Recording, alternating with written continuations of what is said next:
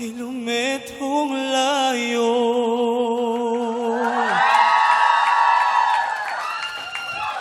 Edward De Leon ng College of Our Lady of Grace Pulilan Foundation. Hi, Edward! Hello, Edward! Hello, Edward. Kilometrong layo. Kilometro mo kami, ha? Ngunit subalit nandito ka na. Yes. Kamusta ka? Yes naman po. Oh, kamusta ka naman dun sa kanta mo ngayon? Masaya ka naman? Yes po. Happy ka doon? Opo. Yun talagang pre-practice mo ang mga plano mo?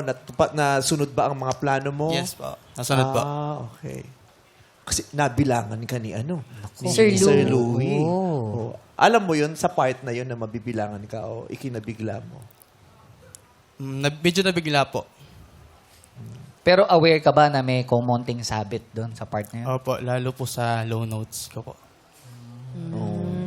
Paborito mo si Sarah? O yung kanta? Yung kanta po. Oh, bakit? Anong significance Interpretation. nito dito sa buhay mo?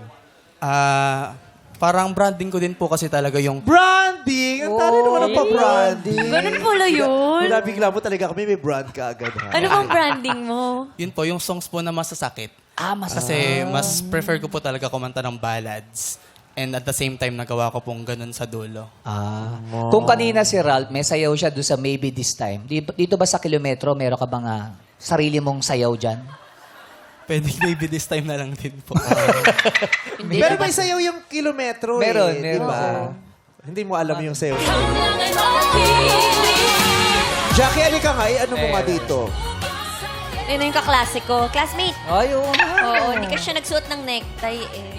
Kaya alam mo, malapit ang maluging Divisoria. Bakit? Yung mga binibili daw na tela, ang iiksi na lang. Maiksing pantaas, maiksing pambaba. Sabi niya, ano ba yan? Ang liliit na mga telang binibili sa atin. Pambata. Tago 1/4, lang, yard, ha?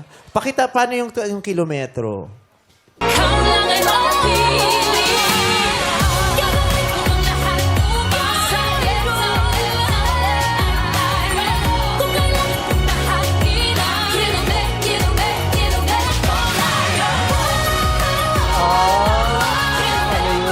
Galing mo magsayaw. Ba't di ka magkomedyante?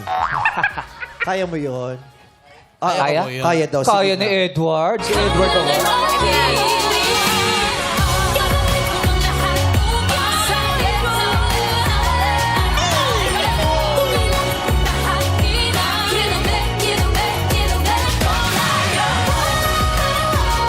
Ayun o. Galing!